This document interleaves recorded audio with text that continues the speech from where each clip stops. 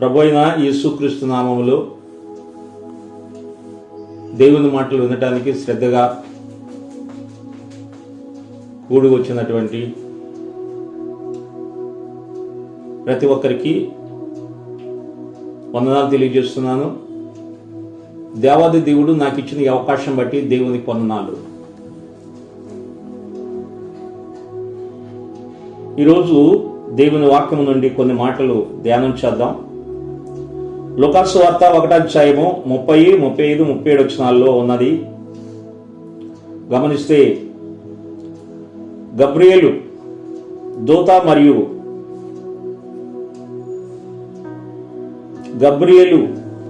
దూత మరియా దగ్గరకు వచ్చి, దయాప్రాప్తురాలా, నీకు శుభం, ప్రభు నీకు తోడై ఉన్నాడు అని చెప్పాను. ఆ శుభవచనం ఏమిటో అని ఆలోచించుకొనుచుండగా, భయపడకము, దేవుని వలన నువ్వు కృప పొందితివి అని దేవుని వాక్యం ద్వారా దేవుడు దేవదూత ద్వారా కన్యమరియతో మాట్లాడినట్లు మనం చూస్తున్నాం. ఈరోజు ఈ అంశము మానవ రీత్యా అసాధ్యమైన వాటికి భయపడనక్కరలేదు. మానవ రీత్యా అసాధ్యమైన వాటికి భయపడనక్కరలేదు. ఈరోజు ఈ అంశం ధ్యానం చేస్తున్నాం. దేవుని బిడ్డలారా, ఇక్కడ మనం ఆలోచన చేస్తే, మానవ రీత్యా ఆలోచన చేస్తే ఇది అసాధ్యమైన సంగతి. సర్వోన్నతుని శక్తి నిన్ను కమ్ముకొనును కనుక పుట్టబోవు శిశువు పరిశుద్ధుడై దేవుని కుమారుడు అనబడును అని వాక్యం మనకి ఇక్కడ కనబడుతుంది. ఇది సవాలుకరమైన సంగతి. 15 సంవత్సరాలు వయసు గల మరియకు ఇదొక అగ్ని పరీక్ష. ఆమె సాహసం అంతా ఇంత కాదు, ఇష్టపూర్వకముగా తెగించి ఆమె వెల చెల్లించింది. దేవుడు చెప్పిన ఏ మాట అయిననో నిరర్ధకము కానేరదో అని దేవుని వాక్యం ద్వారా ఆమె నమ్మినట్లు మనం చూస్తున్నాం. నా ప్రియమైన దేవుని బిడ్డలారా, ఇక్కడ మనం ఆలోచించాలి. దేవుని దూత కన్యమరియ దగ్గరకు వచ్చి ఆమె భయపడకుండా పరచబడాలని దేవదూత చెప్పిన మాటలు మనం జ్ఞాపకం చేసుకోవచ్చు. నిజంగా ఇది మానవ రీత్యా అసాధ్యమైంది. ఇది మానవుని వలన జరగదు ఈ కార్యం. ఆమె కన్యక, పురుషుని ఎరగని కన్యక, పవిత్రంగా జీవిస్తుంది, దైవ భయము కలిగి ఉంటుంది, విశ్వాసంలో ఉన్నది. అయితే దేవుడు ఈ ప్రపంచంలో ఎంతో మంది కన్యకులు మెస్సయ్య కోసం ఎదురు చూస్తున్నారు. మెస్సయ్య నా గర్భాన్ని పుడితే బాగుండని ఎదురు చూస్తున్నటువంటి దినాలలో దేవుని పరిశీలనలో, దేవుని ఏర్పాటులో, దేవుని సంకల్పంలో కన్యమరియ కనపడినది.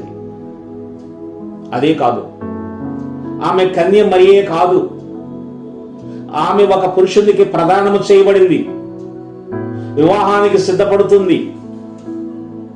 ఇలాంటి పరిస్థితుల్లో ఇలాంటి సంఘటన తన జీవితంలో జరగటం అనేది చాలా భయంకరమైనటువంటి పరిస్థితులు ఎదుర్కోవాలని ఆమెకు తెలుసు. కానీ దేవుని ఎడల ఆమె నమ్మకం కలిగి, విశ్వాసం కలిగి ఆమె జీవిస్తా ఉన్నదని దేవదూత చెప్పిన మాటలను బట్టి ఆమె ధైర్యపరచబడినట్లు మనం చూస్తాం. అదే కాదు, దేవదూత ఆమెకి ఒక సూచన ఇచ్చింది. ఈమె కన్యమరియ భయపడుతా ఉంది. నేను పురుషుని ఎరగని దాన్ని,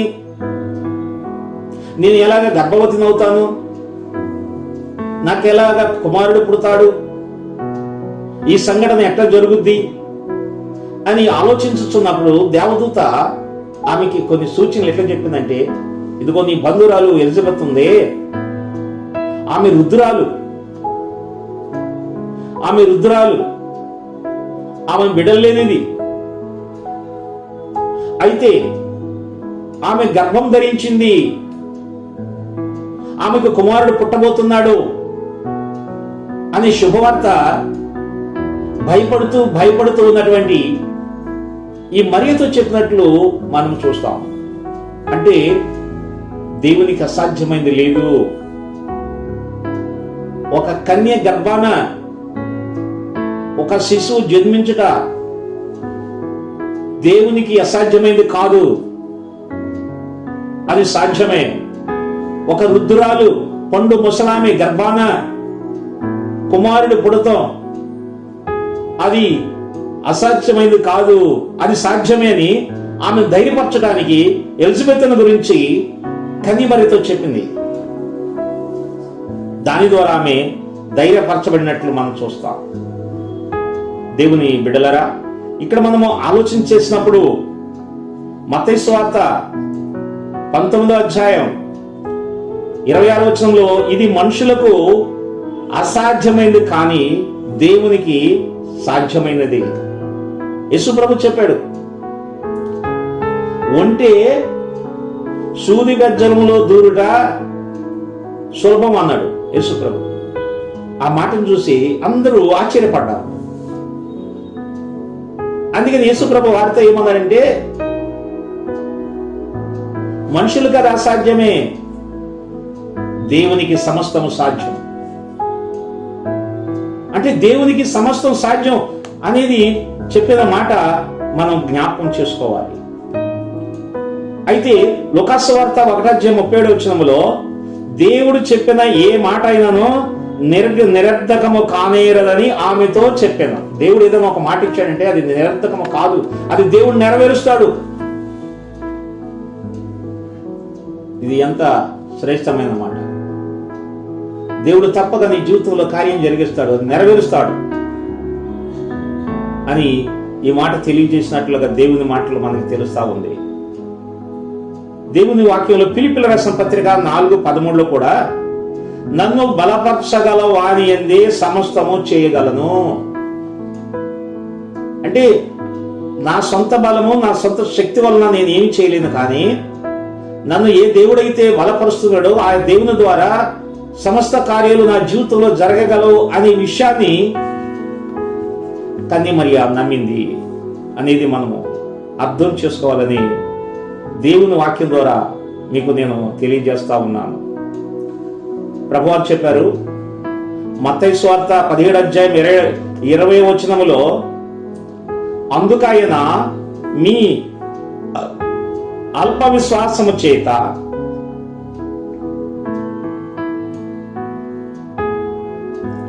అందుకైన మీ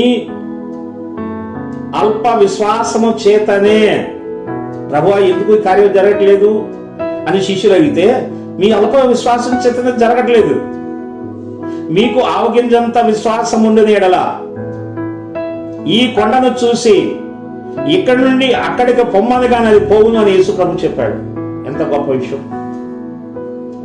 కొన్నిసార్లు మీ జీవితంలో ఎందుకో కార్యం జరగట్లేదు, విశ్వాసంతో మీరు అడగండి. ఆవగింజంత విశ్వాసం మీరు కలిగి ఉంటే ఆ విశ్వాసం ద్వారా ఈ కొండ ఇక్కడి నుండి అక్కడికి వెళ్ళమంటే అక్కడికి వెళ్ళిపోతుంది. అంటే ఇక్కడ విశ్వాసం కావాలి. ఆ విశ్వాసము కన్యమరియలో కనపడింది. మరి మొదటిగానే నిజంగానే కన్యమరియ అనుకుని ఉంటది, మానవ రీత్యా అసాధ్యమైంది ఇది ఎట్లా జరుగుద్ది, నేను ఎట్లా ఏ విధంగా గర్భవతిని అవుతాను, కుమారుడు ఎట్లా పుడతాడు అని ఈ అసాధ్యమైనటువంటి విషయాల గురించి ఆలోచించుంటది. కానీ ఈ అంశంలో మానవ రీత్యా అసాధ్యమైన వాటికి మనము భయపడనక్కరలేదు. మానవుడు చేయలేని కార్యాలు దేవుడు చేస్తాడు. ఇది దేవుని ద్వారా జరుగుద్ది. దేవదూత చెప్పింది, పరిశుద్ధాత్మ నీ మీదకి వస్తుంది, నిన్ను ఆవరిస్తుంది. పరిశుద్ధాత్మ ద్వారా నీవు గర్భవతి అవుతావు, నీకు పుట్టబోయే శిశువు పరిశుద్ధుడవుతాడు, నీకు పుట్టబోయే శిశువు పరిశుద్ధుడవుతాడు అని దేవుని వాక్యం మనకి తెలియజేస్తా ఉంది. ప్రియమైన దేవుని బిడ్డలారా, మనం ఇంకా ఆలోచించేద్దాం. యోబు గ్రంథము 42:2 ఇక్కడ కనపడుతుంది, నీవు సమస్త క్రియలు చేయగలవని,